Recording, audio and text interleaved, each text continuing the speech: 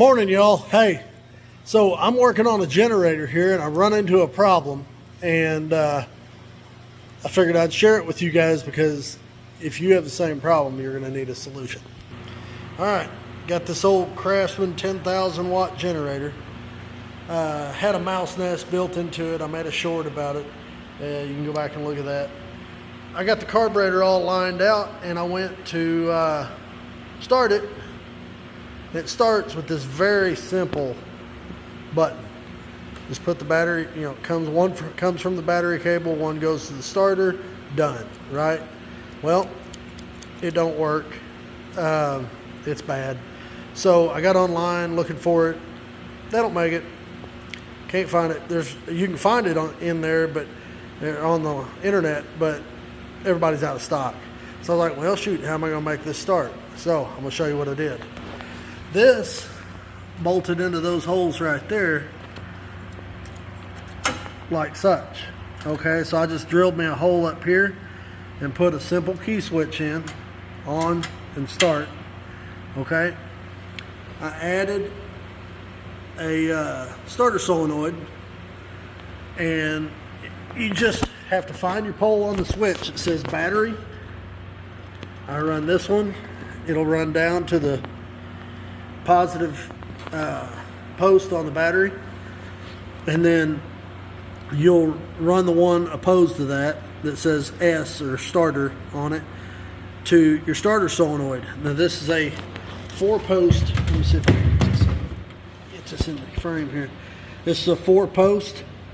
You'll have your battery lugs from the battery to the starter here, and then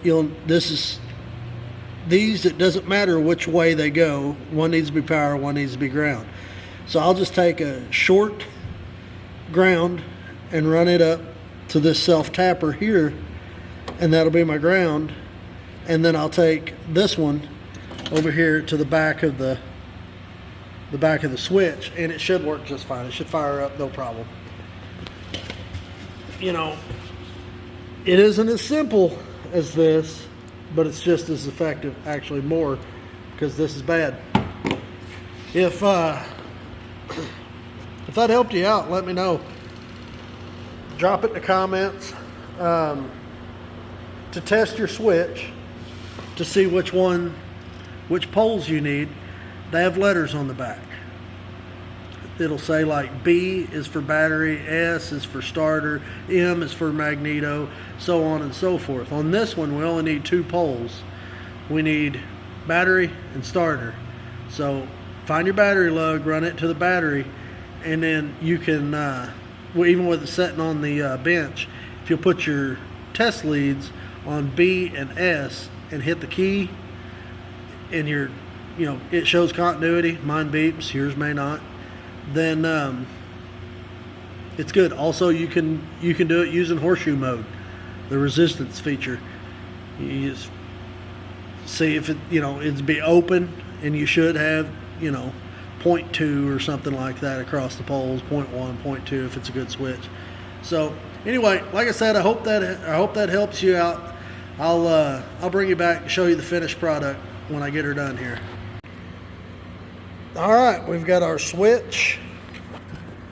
Like I told you before, I explained the poles.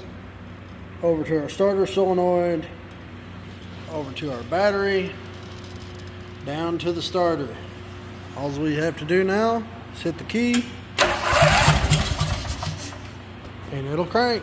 So it was a long way around, kind of, but we got there. Ain't no step for a stepper. Hope this helps somebody.